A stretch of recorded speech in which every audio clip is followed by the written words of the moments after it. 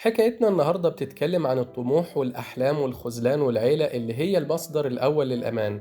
فلو لسه ما اشتركتش في القناة اشترك بسرعة وتعالى نبدأ الحكاية. وحكايتنا النهاردة بتتكلم عن بنت كل طموحها وأحلامها في الحياة إنها تسافر لكوريا. كانت بتحلم إنها تسافر لكوريا وهي لسه في المدرسة الابتدائي، وبنشوف البنت دي في قريتها البعيدة في الهند وهي بتركب فوق الفيل علشان تلقط شبكة علشان تقدر تتفرج على المسلسل الكوري المفضل بتاعها. ومن الحياة الطبيعية في القرية في الهند بنتنقل للحياة السريعة جدا في مدينة سول الكورية، وبنشوف معالم الحياة السريعة والناس عايشة ازاي هناك. وفي الوقت ده بيظهر معانا 4 من الأصدقاء الكوريين وهم بيجهزوا رايحين على المطار علشان يسافروا للقرية اللي في الهند دي. وفجأة بترجع بينا الأحداث لعدة سنين لورا علشان نشوف البنت دي وهي لسه طفلة صغيرة، وكانت بتحلم إنها تسافر لكوريا ولو الزيارة لمرة واحدة بس في حياتها. وبتحكي لنا البنت الهندية الصغيرة اللي اسمها شيمبالا عن أحلامها وطموحاتها في السفر لكوريا، وبنعرف إنها اتعلقت بالسفر لكوريا من وهي طفلة صغيرة، واتعلقت تحديدا بكوريا بسبب مسرحية كانت بتقدمها في المدرسة بتتكلم عن بنت طموحة سافرت لكوريا وعاشت هناك فترة كبيرة، وبتتفوق شيمبالا في المدرسة وبتحصل على جايزة في التمثيل المسرحي، وبيكون والدها فخور بيها جدا وبنشوفه هو فرحان وبيسقف لها على تفوقها في المدرسة وإنها قدرت تقدم دور متميز في المسرحية بتاعتها. وبنعرف إن شيمبالا ده مش اسم البنت الحقيقي، ولكن ده اسم الأميرة أو الملكة اللي كانت حابة تسافر لكوريا واللي قدمت دورها في المسرحية، ولكن ارتباطها بالدور ده خلى كل الناس بينادوها باسم شيمبالا، حتى صديقاتها في المدرسة، حتى والدتها كمان بدأت تناديها باسم شيمبالا.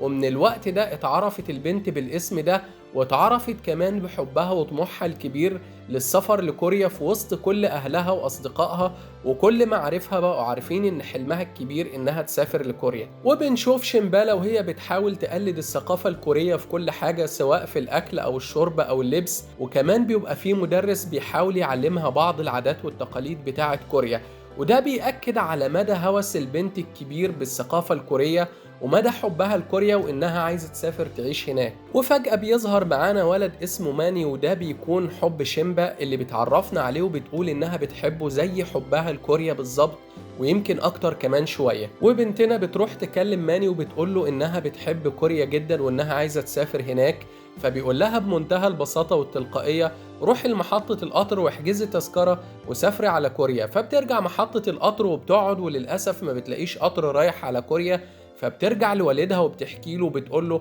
فبيقول لها انت مجنونة او متخلفة، ازاي قطر بيسافر لكوريا؟ مفيش حاجة اسمها كده. فبتقول له ان ماني هو اللي قال لها الكلام ده، فبيزعل منها جدا انها صدقت اي كلام اي حد ممكن يقوله لها. وبتكلمنا شيمبا عن امنية ابوها الكبيرة وحلمه انها تستلم منه المطعم بتاعه وانها تكبر المطعم وانها تخليه مطعم عالمي. وتحت المطر بنشوفها هي واصدقائها واقفين وكل واحد فيهم بيحلم حلم، فاللي بيقول ان امنيته يطلع دكتور واللي عايز يبقى مهندس. وبنشوف ماني بيتكلم عن الفلوس بطريقة غريبة وبيقول انه عايز يشتغل اي شغلانة تحقق فلوس كتيرة. ولما بيجي الدور على شيمبا بتقول انها امنيتها الوحيدة في الحياة انها تسافر كوريا وانها تعيش هناك على الطريقة الكورية. البنت طول الوقت بتكلمنا عن الخلافات والمشاكل اللي بين باباها ومامتها على سفرها لكوريا.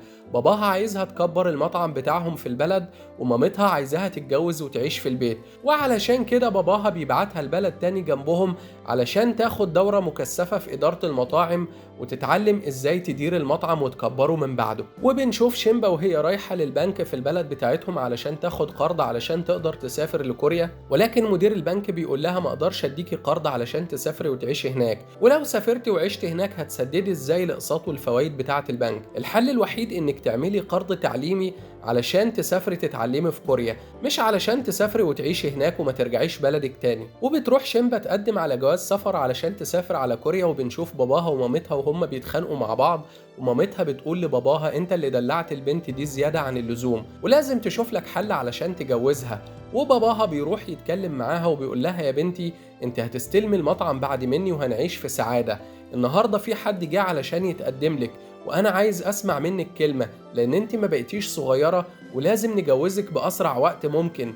فبتقول له يا بابا انا مش موافقه. فبيقول لها خدي وقتك وفكري بشكل كويس قبل ما تجاوبي عليا، مستقبل العيله دي كلها متوقف عليكي، ومستقبلنا في ايديكي. شيمبا بتطلع مباشرة وبتروح لماني حبيبها علشان تكلمه وتعرفه باللي حصل لها واللي بتتعرض له من أسرتها، وبتتصل عليه أكتر من مرة وما بيردش عليها. وفي الوقت ده بنشوف مدير البنك بيتصل بيه وبيقول له القروض اللي عليك زادت جدا والديون كترت وانت لازم تسدد المبلغ، ولو ما جيتش تسدد الديون اللي عليك في أسرع وقت ممكن أنا هاجي وافضحك قدام عيلتك كلها. وبنكتشف إن ماني عليه ديون كتيرة وإن أوضاعه المادية مش أحسن حاجة، وإنه بالفعل عنده مشاكل كبيرة جدا بتواجهه، بالإضافة للمشكلة الكبيرة اللي في انتظاره وهي إن شيمبا متقدم لها عريس وإنه لازم ياخد موقف بسرعة ويتصرف وإلا البنت اللي بيحبها هتضيع منه. وشيمبا بتروح وبتقابله بالفعل وبتقول له إمتى هتروح تتكلم مع والدي، فبيقول لها أروح أكلمه وأقول له إيه؟ أروح أكلمه وأقول له إن أنا شغال في بار وهل هيوافق عليا، وكمان أنت عارفة إن والدي توفى وساب لي ديون كتيرة جدا عليا لازم أسددها. فبتقول له أنا دلوقتي في موقف محرج جدا وفي حد متقدم لي، فبيقول لها وأنا مش هقدر أعمل حاجة دلوقتي وبيشد معاها في الكلام، ولكن بيرجع وبيقول لها انت حبي الوحيد. فالبنت بتضعف قدام كلامه وما بتبقاش عارفة تعمل ايه وبتسكت كأنه مفيش حاجة حصلت. وماني بيقول لها انه خلاص هيحاول يلاقي حل للمشكلة بتاعته وانه في صديق له شغال في بومباي وانه هيروح يشوف شغل معاه وهيسافر له علشان يلاقي مخرج للأزمة اللي هم فيها وانه مش ممكن يتخلى عنها مهما كان. وبنتنا بمنتهى السذاجة بتصدقه وبتعيش معاه قصة حب من أروع ما يكون، على اعتبار ان ده الفارس النبيل المخلص ليها اللي هينتشلها من المشاكل والأزمات بتاعة أسرتها، ما بين والدها اللي عايزها تمسك المطعم بتاعه وما بين والدتها اللي عايزة تجوزها بأي طريقة بغض النظر هي موافقة ولا لا. وفي حفلة بيبقوا عاملينها بمناسبة عيد عندهم في القرية، باباها بيشوف نظرات الفرح والسعادة وهي بترقص جنب ماني حبيبها فبيروح علشان يتكلم معاه، وباباها بيقول له كل الشباب اللي في سنك اتعينوا في وظائف محترمة او اشتغلوا في مهن كويسة جدا تفتح لهم بيوت، انت مش قادر تستقر انت كمان؟ فاعترض على كلامه وقال له انا عارف انا بعمل ايه كويس وعارف اعمل ايه وفين وامتى بالطريقة اللي تناسبني. وبيروح العريس الجديد علشان يقابل شيمبا في بيتهم، وبالفعل بيقابلها وبيقول لها انا عرفت عنك حاجات كتير جدا ومن اهم الحاجات اللي عرفتها عرفت انك بتحبي كوريا، ولو وافقتي على الجواز اوعدك ان احنا هنروح نقضي الهانيمون في كوريا مع بعض وهعيشك وقت كويس ولطيف جدا هناك. انا راجل شغال مهندس محترم ومرتبي كويس جدا وهيخلينا نعيش عيشة محترمة وحياة سعيدة. فقالت له انها مش موافقة، فقال لها خلاص انا هنزل دلوقتي انهي الموضوع مع اسرتك، ونزل لاسرتها وقال لهم انه موافق على الجواز. شيمبا بتتصل بحبيبها وبتقول له تعالى انجدني واعمل اي حاجة، والدي ووالدتي جابوا لي عريس بالفعل وجاء قابلني في البيت وانا مش موافقة عليه. فبيقول لها عايزاني اتصرف ازاي دلوقتي؟ قالت له لازم تتصرف وتكلم والدي، أرجوك كلمه وقول له أي حاجة. وفي الوقت ده بيظهر والدها وبيشوفهم واقفين مع بعض وبيضرب الشاب اللي بتحبه بالقلم على وشه وبيقول له أنا مرتحتلكش من وقت ما شفتك في المعبد بترقص جنبها، وبيسحب بنته وبيمشي بيها فالبنت بترفض تروح معاه، فبيقول لها قلبي والفوطة اللي لففها على وسط غضبانين عليكي وأنا عارف إن أنت معاها هتتدمري وهتضيعي وحياتك هتبقى ولا حاجة، وبيسيبها وبيمشي وهو زعلان.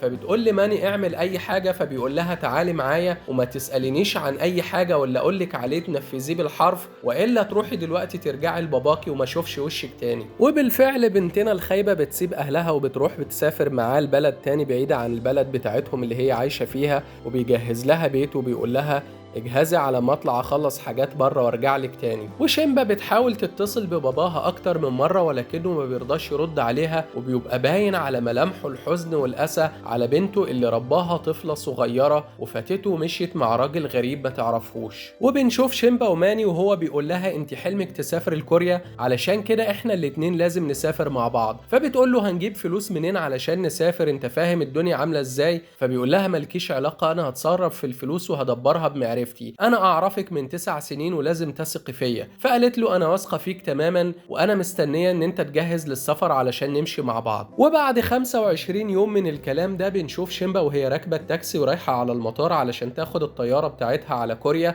وفي الوقت ده المفترض ان حبيبها ماني هو كمان بيبقى جاي من مكان بيدبر منه الفلوس على المطار علشان يركبوا الطياره هما الاتنين مع بعض ويسافروا مع بعض. وبتكلمه بيقول لها ان هو بيغير عمله وفي طريقه للمطار وهيوصل بعد دقايق دقايق، وبالفعل بتوصل بنتنا المطار وبتخلص الإجراءات بتاعتها وبتركب الطيارة، ولكن حبيبها ما بيكونش وصل كل ده. وقبل ما الطيارة تتحرك شيمبا بتتصل بمامتها علشان تودعها، فمامتها بتتضايق منها وبتقول لها أنا مش عايزة أكلمك ولا أسمع صوتك، إزاي باباك يجيلك لحد عندك علشان يجيبلك فلوس وتطرديه؟ وفي اللحظة دي بيظهر معانا ماني وهو طالع يقابل والدها اللي رايح يزورها وبياخد منه الفلوس وبيطرده، فمامتها بتتخيل إن هي اللي خدت الفلوس وطردت باباها. وبيظهر معانا ماني وهو راكب الطيارة بتاعته مش مسافر لكوريا ولكنه مسافر لبلد تاني خالص، وبنعرف إن هو اللي خد من والدها الفلوس، ولكنه بدل ما يديها لحبيبته ويسافر معاها خد الفلوس لنفسه وخدع حبيبته ودفع لها تذاكر الطيران لكوريا وسافر هو على بلد تانية بباقي الفلوس. ولما بتقفل شيمبا مع مامتها وبتحاول تتصل بيه وهو موجود في الطيارة بيقفل وما بيرضاش يرد عليها، ودي بتكون أول صدمة لشيمبا في حبيبها اللي ظنت إنه هو بيحبها قد ما بتحبه بعد قصة حب استمرت لأكتر من 10 سنين. وبتوصل شيمبا لكوريا ولكن بنشوفها حزينة والدموع في عينيها وكأنها مسافرة مرغمة مش حققت الحلم اللي عاشت سنين كتيرة جدا بتسعى لتحقيقه. وبتخرج بره المطار وبنشوف الدموع في عينيها، ولكن في اللحظة دي بيظهر قدامها شخص بيحاول يرسم السعادة على وشها، وبيديها الشخص ده هدية صغيرة بتلاقي جواها ورقة مكتوب فيها من حيث تظن أنها النهاية تكون البداية. وبتاخد بنتنا تاكسي من المطار علشان يوصلها للفندق اللي هتنزل فيه، وبتطلع شيمبا لغرفتها وبتشوف مدينة سول لأول مرة من الشباك بتاعها وبيبقى المنظر رائع جدا. وفي اللحظة دي بتجيلها رسالة من ماني بيقول لها أنا عارف إن اللي أنا عملته غلط، ولكن أنت بالفعل دلوقتي موجودة في كوريا وبالفعل حققتي حلمك اللي عشتي سنين كتير جدا بتحلمي بيه. وبنشوف معاناتها في الشارع لأول مرة مع المواصلات وإنها مش عارفة العادات والتقاليد والثقافة الكورية رغم كل الحاجات اللي اتعلمتها عن كوريا وهي في بلدها. وفي الوقت ده بتفتكر كل اللحظات السعيدة والجميلة اللي جمعتها بحبيبها باني في بلدهم قبل ما تسافر على كوريا. وبعدين بنرجع نشوفها تاني وهي بتتمشى في المدينة وبتحاول بنتنا تقلد اللي كانت بتشوفه في الأفلام والمسلسلات الكورية واللي كانت بتسمع عنه كتير قبل ما تسافر على كوريا. وفي الوقت ده بتتشجع جدا وبتفتح الموبايل بتاعها وبتبعت رسالة شديدة اللهجة جدا لحبيبها بتندمه فيها على كل اللي عمله معاها. وفي لحظة ما هي قاعدة في البار بتشرب بتشوف ولد وبنت بيتخانقوا مع بعض من بره، وبتشوف الولد وهو بيتخانق مع البنت وبيضربها، فبتطلع وبتروح ضربة الولد بالقلم على وشه وبتكلمه كأنه حبيبها اللي خانها وبتكلمه عن خياناته وغدره ليها. وبتاخد البنت وبتمشي بعيد وبتكلمها كأنها بتكلم نفسها وبتقول لها انت مش بس خدعتي نفسك، انت خدعتي وخيبتي امل كل الناس اللي حواليكي لما استجبتي ليه ومشيتي وراه. وبعد شوية بنشوفها في اسم الشرطة وبتفتكر انها نسيت دفع الفاتورة بتاعة البار لما بتعد الفلوس بتاعتها وبتلاقي الفلوس مكتملة زي ما هي في الشنطة بتاعتها. ولكن بيجي الضابط وبيتكلم معاها باللغة الكورية اللي هي ما بتبقاش فاهماها، فبتقول له انا عايز اعرف دلوقتي انا هنا بتهمة الضرب ولا علشان ما دفعتش الفاتورة بتاعتي. وفي اللحظة دي بيجي اسم الشرطة شاب ومعاه موبايل عليه فيديو بيبين ان الولد والبنت اللي كانوا بيتخانقوا مع بعض وهي جوه البار بتشرب. والضابط بيقول للولد قول لها تمضي هنا علشان تاخدها وتمشي، فما بتبقاش فاهمة، فالشاب بيطلع لها الموبايل وبيترجم لها وبيقول لها لو وقعتي هنا هناخد بعضنا ونمشي دلوقتي. فبتقول له علشان خاطر عيونك يا جميل انا همضي ومن غير ما اكون عارفة انا همضي على ايه. وبالفعل بياخدها وبيمشي بعد ما بيشكروا ضابط الشرطة. وبعد ما بيخرجوا الشاب بيسيبها وبيمشي، فبتقول له استنى عرفنا على نفسك انت مين؟ فقال لها انا اسمي هيو. فبتقول له انت عملت ليه اللي انت عملته ده؟ قال لها انا شفتك وانت خارجه وخبطت فيا وشايفك كنت منفعله جدا فعرفت انك ضربت الولد وجم خدوك على اسم الشرطه، فانا جبت الفيديو ده وجيت علشان انقذك من الورطه اللي انت كنت موجوده فيها. فبتقول له شكرا وبتسيبه وبتمشي. شيمبا بتمشي في الشارع وهيو بيمشي وراها، فبتبقى خايفه وشاكه ان هو بيراقبها، فبتقول له استنى عندك يا جدع انت ماشي ورايا ليه؟ قال لها استنى بس قبل ما تفهمي غلط وتظني فيا ظن سيء، الشقه اللي قدامك فوق دي بيت امي وانا جاي دلوقتي علشان ازور امي، وبعد كده لما تدخلي مكان وتشربي فيه وبادفعي انا جيت انقذتك من اسم الشرطه وكمان دفعت لك الفاتوره بتاعتك، فابقي ركزي بعد كده مش انت تشربي وانا ادفع والا هتتكلبشي تاني زي ما اتكلبشت النهارده. وبيسيبها وبيمشي وهي بتبقى واقفه وسعيده وممتنه جدا للي عمله معاها. وبتنزل شيمبا تروح على مقر العمل اللي كان موجود في التاشيره اللي معاها وبتكتشف انها اتنصب عليها وإنه التأشيرة اللي معاها مضروبة مش حقيقية، وإنه مكان الشغل حاجة واللي مكتوب في التأشيرة دي حاجة تاني خالص. وفي الوقت ده بتقابل هيو وبيقول لها إنها بالفعل اتنصب عليها وإنها تعرضت للاحتيال وإن دي مزورة ومش حقيقية، وبياخدها وبيدخلوا مطعم وبيقعدوا مع بعض وبيبدأ يهزر معاها ويقول لها إنها تعرضت لاحتيال. فبتقول له أرجوك ساعدني بده الاستظراف بتاعك ده، أنا محتاجة ألاقي وظيفة علشان مرجعش بلدنا تاني. فبيقول لها طيب أنا هحاول أساعدك علشان أقدر ألاقي لك وظيفة مناسبة بدل ما ترجعي تاني بلدكم. فبيقول لها الموضوع بسيط جدا وبياخدها عند مكان متعلق فيه في المطعم إعلانات وظائف كتيرة جدا. فبتاخد مجموعة من الإعلانات وبيبدأوا يفرزوهم مع بعض هما الاتنين علشان تشوف الوظيفة أو الإعلان اللي مناسب ليها واللي تقدر تشتغل فيه في كوريا. ولما بيلاقي فيه صعوبة في التواصل بينه وبينها وإنها بتتكلم باللغة الإنجليزية طول الوقت أو اللغة الهندية، بيطلع لها جهاز مترجم صغير جدا وبيديهولها وبيقول لها ده هيسهل عليكي موضوع التواصل بينك وبين الناس. ده عبارة عن مترجم فوري هيخليكي تتكلمي باللغة بتاعتك أو بأي لغة تحبيها وهيترجم للغة الكورية فورا. وبنشوف بنتنا وهي بتتمشى في شوارع كوريا وبتحاول تدخل تجرب أكتر من وظيفة من اللي جمعتهم مع صديقها هيو، ولكن للأسف بتفشل في أغلب الوظائف وبتطرد منهم وبتحس بخيبة أمل كبيرة وبتحس إنها مش نافعة في ولا حاجة منهم بالكامل. وفي الوقت ده هيو بيجمع لها غرفة صغيرة ممكن تسكن فيها في سكن مشترك بدال السكن في الفندق اللي هيخلص لها كل فلوسها. وبتخرج وهي حزينة بعد ما حست بالفشل وبتقعد في الشارع. فبيشوفها واحد من العازفين وهي قاعدة زعلانة وبيبدأ يعزف لها مقطوعة من الموسيقى الهندية علشان يغير مودها ويحسسها بالسعادة. وتاني يوم الصبح وهي بتنشر هدومها في السكن الجديد بتاعها بتشوف هيو هو واقف في البلكونة بتاعة مامته في السكن المقابل ليها وبيتكلم معاها وبيقول لها أنا هقف استناكي تحت البيت، خلصي بسرعة وانزلي. وبالفعل بياخدها وراه على العجلة علشان ياخدها يوديها لمكان شغل جديد. وهناك بيروحوا يقابلوا رجل أعمال بيعرفها إنه هو محتاج لواحدة تساعد مامته المريضة في البيت، وبيقول لها إن مامتي عندها شلل كامل ما بتتحركش بقالها سنين وانت هتخدميها في البيت، لو تقدري تقومي بالوظيفة دي اتفضلي ده الكارت بتاعي وتقدري تيجي من بكرة. وعايزك تعرفي انك هتقومي بكل الوظائف اللي ممكن تتعمل لواحدة ست كبيرة في السن ومقعدة ما بتتحركش بالكامل. لو شايفة ان الوظيفة دي مناسبة ليكي انا في انتظار الموافقة بتاعتك. فبتقول له مفيش حد يقدر يعتني بست كبيرة قدي، انا احسن حد ممكن يقوم بالمهمة دي وأنا هكون سعيدة جدا بإني أتعاون في مساعدة واحدة ست قد والدتي. فبيقول لها ده الكارت بتاعي وهكون بكرة في انتظارك. وبيسيبهم وبيمشي وبتبقى شيمبا سعيدة جدا بالوظيفة الجديدة. وبتوصل شيمبا للفيلا اللي الناس عايشين فيها وبتروح هناك بتقابل رجل الأعمال ده وبيقول لها حاولي تهتمي بأمي جدا وتراعيها بشكل كويس جدا. فبتأكد له إنها هتعمل كل اللي تقدر عليه علشان تحافظ على نظافتها. فبيقول لها أهم حاجة تديها الأكل والأدوية بتاعتها في الوقت المحدد زي ما الدكتور قال علشان الحالة ما تتطورش أو يحصل انتكاسة. فقالت له ثق تماما ان انا هعمل اكتر من اللي مطلوب مني. وبنتها بتقول لها انت مش مطلوب منك انك تنظفيها وبس، لا ده انت كمان هتمسحي الارضيات وتنظفي المطعم وهتبقي موجودة كل يوم من الصبح لحد الساعة 8 مساء. الساعة 8 تقدري تمشي واحنا هنيجي نستلم مكانك. وبالفعل بنشوف شيمبا وهي بتبدأ تمارس الشغل بتاعها وبتبدأ في تنظيف الست الكبيرة وبتبدأ تأكلها في المواعيد المحددة زي ما قالوا لها بالظبط. وفجأة بتسمع شيمبا صوت في الغرفة بتاعة الست اللي نايمة، فبتطلع تجري لفوق فبتلاقي فازة بتلف في الأرض وما بتبقاش فاهمة إيه اللي حصل وكأن في عفريت هو اللي بيحركها. فبتاخد الفازة الصغيرة بترجعها مكانها وبتنزل تكمل شغلها عادي كأن مفيش أي حاجة حصلت. وتاني يوم بتروح شيمبا في الميعاد المحدد بتاعها وبتعمل الشغل بتاعها مظبوط، ولكن وهي بتنظف بتسمع صوت تاني برضه وبتجري بسرعة تبص من تحت الباب وبتبص من العين بتاعة الباب فبتلاقي عين في وشها، ولكن فجأة بتصحى من النوم وبنكتشف إنها كانت بتشوف كابوس وإن اللي حصل ده مش حقيقي. وبتسمع صوت دوشة عالية جدا على السطوح وبتطلع بتلاقي أعضاء فرقة موسيقية بيغنوا فوق البيت وبيعزفوا. فبتقول لهم بعد إذنكم لازم تراعوا إنه في ناس عايشة معاكم في نفس البيت.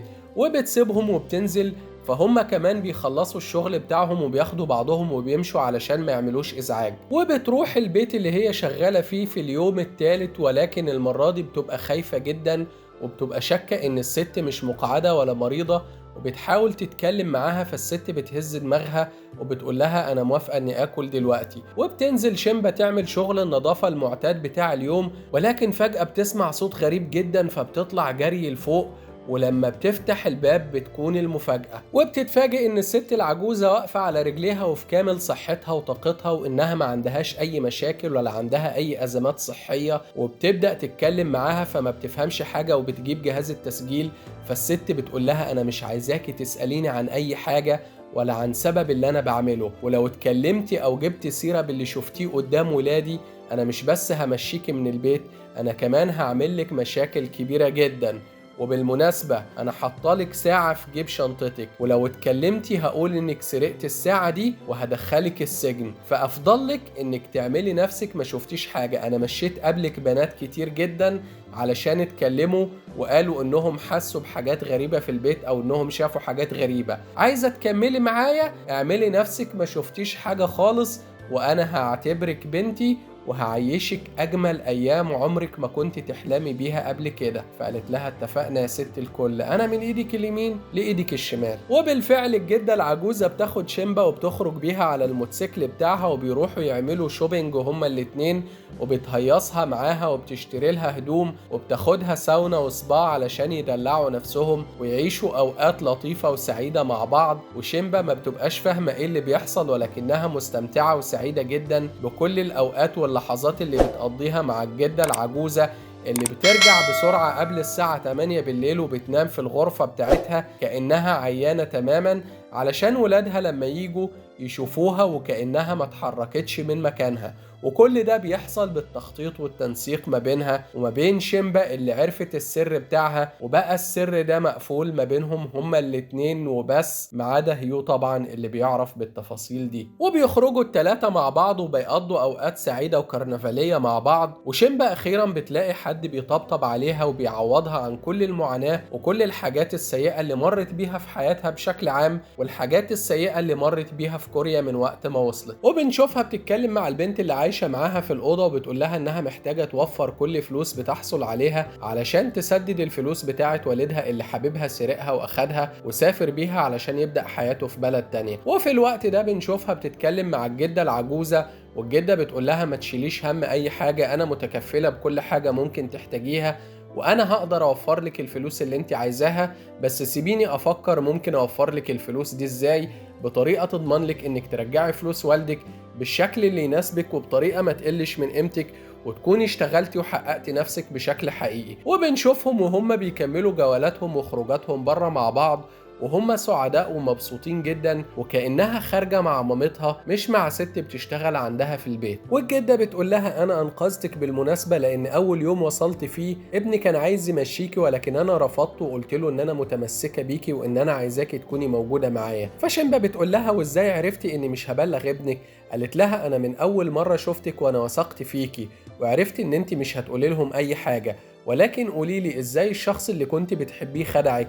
قالت لها خدعني برضو بالثقة لأني وثقت فيه جدا، ولكنه ما قدرش ثقتي فيه. ولكن قوليلي انت ازاي مش واثقة في ابنك؟ يعني انت وثقت فيا ومأمناني على سرك وانا عارفة ان انت مش مريضة وما عندكيش مشاكل صحية، لكن ازاي مش مأمنة ابنك؟ فقالت لها انا زمان كنت عايشة حياة سعيدة جدا مع جوزي وولادي الاتنين، وكان عندنا مطعم جميل جدا، والمطعم ده كان بتاع جوزي، وكنت عايزة اكبره وعايزة المطعم يستمر ويفضل مفتوح، ولكن اكتشفت ان ولادي الاتنين عايزيني اقفل المطعم ده علشان هم يتفرغوا لحياتهم وانا افضل اربي لهم ولادهم. ما كانش فارق معاهم حياتي ولا طموحاتي ولا اللي انا عايز احققه، كان كل اللي يهمهم انهم يعيشوا حياتهم وانهم يستمتعوا بالوقت بتاعهم وانا اعيش اربي لهم ولادهم وبس. وده بصراحة ما عجبنيش، علشان كده قلت لهم ان انا عندي مشاكل صحية وادعيت المرض ونمت في البيت علشان يشيلوا هما مسؤولية نفسهم، وانا كمان اخرج من اول اليوم لحد الساعة 8 اعيش حياتي واعمل كل اللي نفسي فيه. وشيمبا بتتأثر جدا بكلام الجدة العجوزة، وتحديدا لما بتقول لها انا ما كانش ينفع اني في نهاية حياتي اعتمد على حد ولا حد يشيل مسؤوليتي، كنت حابة ان انا اعيش معتمدة على نفسي، ولكن ولادي اجبروني اني اتظاهر بالمرض واني اعمل نفسي عيانة علشان يشيلوني من دماغهم ويعتمدوا على نفسهم ويربوا ولادهم بنفسهم، وعلشان اقدر انا كمان اعيش حياتي. وشيمبا بتحكي لها حكايتها مع باباها، وانه كان عايزها تكبر المطعم، وان مامتها كانت عايزه تجوزها باي طريقه، وانه محدش فيهم كان مهتم بطموحاتها واللي هي عايزه تحققه. والجده بتقترح عليها هي وهيو اقتراح جميل جدا، وبتقول لهم انا خلاص ممكن اجر مطعم وافتح المطعم ده ونشتغل فيه مع بعض، ولكن لازم نطلع ندور مع بعض على مطعم كويس يكون على قد فلوسنا، ونبدا مشروعنا مع بعض، ومن خلال المشروع ده انت هتقدري توفري الفلوس اللي تبعتيها لوالدك، وانا كمان استعيد الذكريات بتاعتي مع زوجي اللي توفى،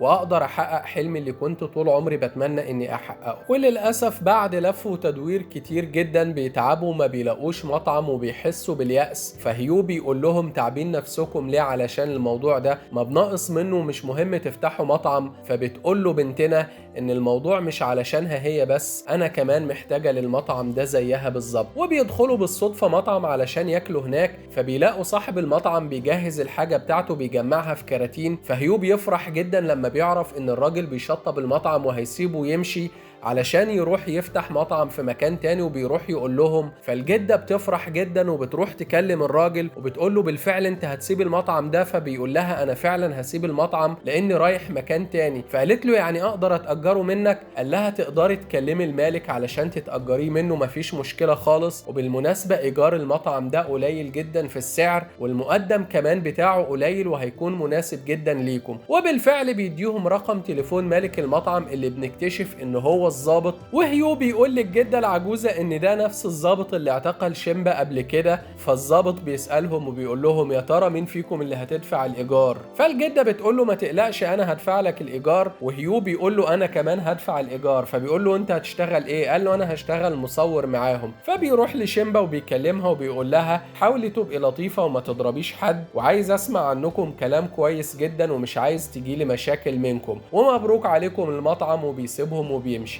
وبالفعل بيعملوا التجهيزات بتاعتهم وبيفتحوا المطعم اللي بيسموه مطعم مطبخ الجدة. والجدة بتبقى فرحانة جدا وسعيدة انها بعد السن ده بتحقق الحلم بتاعها وبتفتح مطعم جديد علشان تستكمل المسيرة اللي بدأتها مع زوجها. وفي الوقت ده بنشوف شيمبا سعيدة جدا، وهيو صديقها سعيد جدا، وبنشوف اصدقائهم العازفين بتوع الموسيقى وهم جايين عليهم ناحية المطعم بتاعهم علشان يحتفلوا معاهم، وبيبقوا كلهم فرحانين وسعداء بالمشروع الجديد. وبيبدأ المطعم يشتغل وبتبدأ الزباين تروح لهم وبيبقوا فرحانين بالرز بتاع الكيميتشي اللي الجدة بتعمله على طريقتها الخاصة. وبيبقى الزباين منبهرين بالمطعم نظرا لأن أسعاره بسيطة جدا مقابل الجودة بتاعة الأكل البيتي اللي الست العجوزة بتعمله. وبنشوف الجدة وهي راجعة على البيت هي وشيمبا قبل الساعة ما تيجي 8 علشان ينفذوا الخطة بتاعتهم، وتبدأ الجدة تنام وكأنها ما اتحركتش من مكانها قبل ولادها ما بيرجعوا البيت. وهم راجعين البيت بتكلم هيو بتقول له الدخل بتاعك قد ايه من شغلك؟ فبيقول لها بسيط جدا. فبتديله افكار جديدة علشان يطور شغله علشان يحقق دخل اكتر شوية. وتاني يوم بنشوف اعضاء الفرقة الموسيقية اصدقائها اللي ساكنين معاها في نفس البيت، وهم كلهم موجودين معاهم في المطعم وبيحاولوا يساعدوا معاهم في تجهيزات الاكل.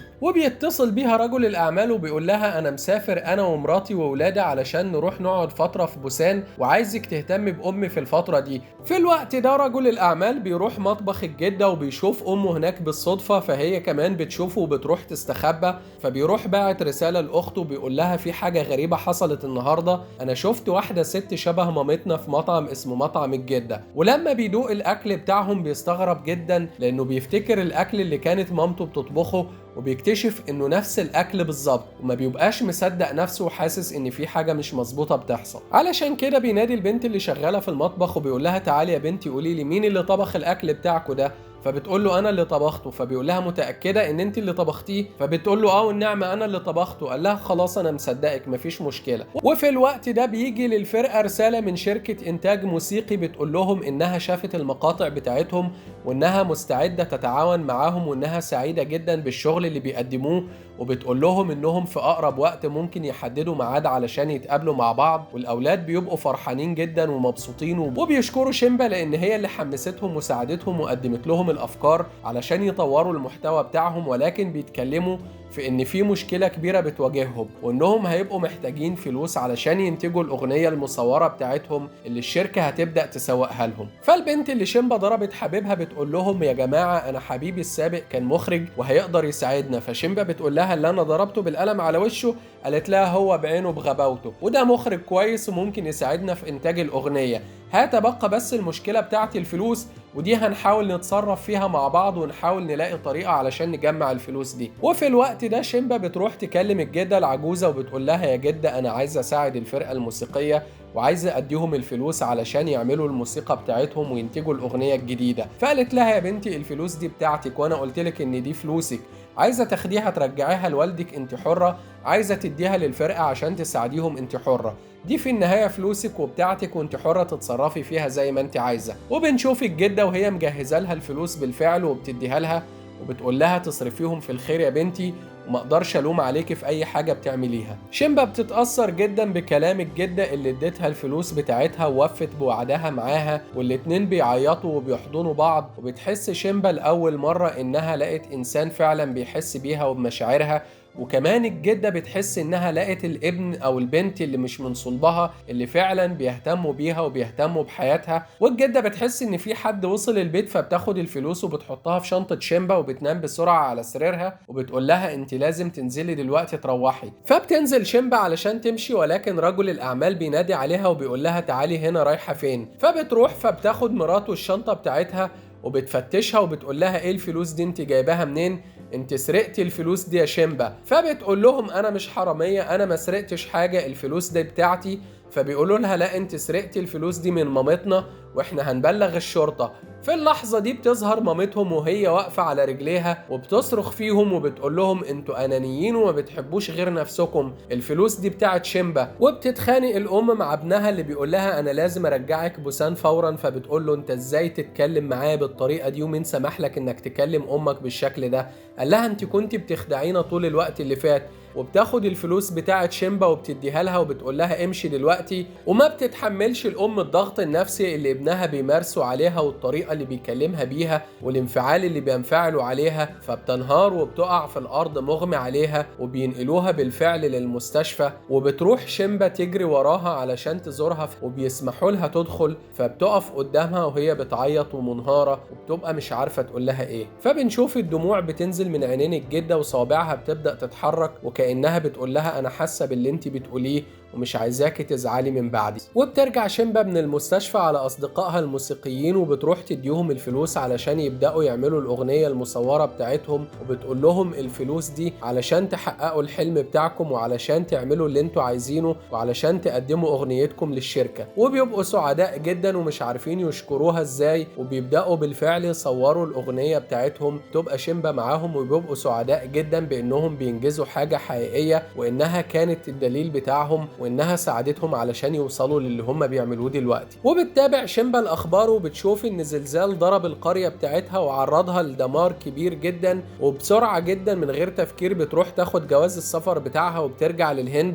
وبتوصل وبتشوف باباها ومامتها وهم موجودين في مستشفى من المستشفيات. واللي بنشوف ماني وهو بيحاول يتصل بيها ولكن بيلاقي تليفونها مقفول، فبيطلع بالموتوسيكل وراها وبيقف في الشارع يوقفها وبيحاول يتكلم معاها وبيقول لها انا مش جاي اعتذر لك لان انا عارف انك مش من حقك تسامحيني، ولكن انا جاي اقول لك ان انا هسدد لوالدك فلوسه وهدفع له الفلوس اللي انا اخدتها منه. فبتقول له انا بشكرك علشان انت رحت ساعدتهم وقت الزلزال، ولكن خلينا ما نتكلمش دلوقتي في اي حاجه فاتت، وبتسيبه وبتمشي. وبتروح بنتنا تقف عند صديقها الفيلي اللي كانت واقفه بتتصور فوق منه، وبتجيلها رساله في الوقت ده من هيو وهو بيكلمها، وبتشوف الماسك اللي جنبه وبتكتشف ان هو ده الشاب اللي كان واقف قدام المطار وبيعمل العاب سحريه وقت ما وصلت كوريا لاول مره، وان هو اللي ادالها الورقه اللي قال لها فيها ان وقت ما تحس ان دي النهايه ممكن تكون دي لحظه البدايه بالنسبه لك. وبتشوف قد ايه الرساله بتاعته ظريفه ولطيفه جدا وبتبقى سعيده جدا بالكلام اللي بيقوله لها. وفي اللحظه دي بتشوف اصدقائها اعضاء الفرقه الموسيقيه اللي ساعدتهم قبل ما ترجع على بلدها وهم جايين يجروا عليها وبيبقوا سعداء جدا وفرحانين. وفجاه بيظهر هيو هو كمان معاهم، وبنشوف قد ايه هي وهيو بدأوا وبدأ يكون في بينهم كيمياء، وبدأ يبقى ما بينهم قصة حب من غير ما أي حد فيهم يتكلم للتاني. والفرقة الموسيقية كلها بتروح عندها على البيت، وبيروحوا يقابلوا باباها ومامتها، وبتقدم لهم في البيت الكيميتشي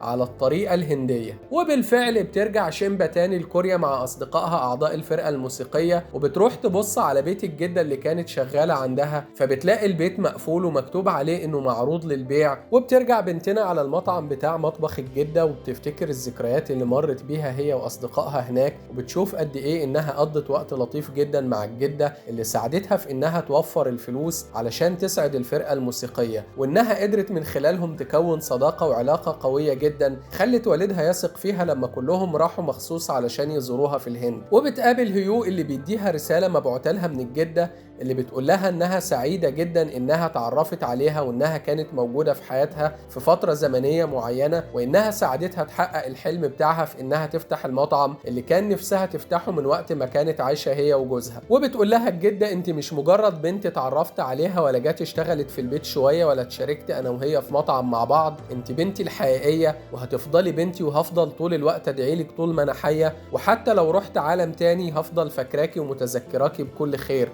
وعايزاكي كمان تفتكريني حتى لو ما بقتش موجودة. شيمبا بتقول لهيو انا عايزة اتكلم معاها وعايزة اروح ازورها وعايزة اعرف هي موجودة فين، لان انا رحت لها على البيت ما لقيتهاش. فبيقول لها للاسف هي كمان ما بقتش موجودة. وفي اللحظة دي بتنهار شيمبا وبتفتكر كل الذكريات السعيدة اللي جمعتها بالجدة، وبتآمن ان كل وقت بتحس فيه ان دي النهاية ممكن تكون بتبدأ بداية جديدة وانت مش واخد بالك. واللحظة اللي كانت فيها في المطار بتحس ان دي نهاية حياتها كانت بتبدأ حياة جديدة في كوريا. واكيد لحظة قفل المطعم ولحظة رحيل الجدة هتكون لحظة بداية جديدة لحياة جديدة لسه ما تعرفش عنها اي حاجة. وبكده يا اصدقائي بنوصل لنهاية قصتنا. قولوا لنا رأيكم في الكومنتات، ورشحوا لنا مسلسلات وافلام كورية واسيوية تحبوا تشوفوها معانا، وما تنسوش تدعموا القناة علشان نكبر معاكم وبيكم، ونشوفكم قريب على خير.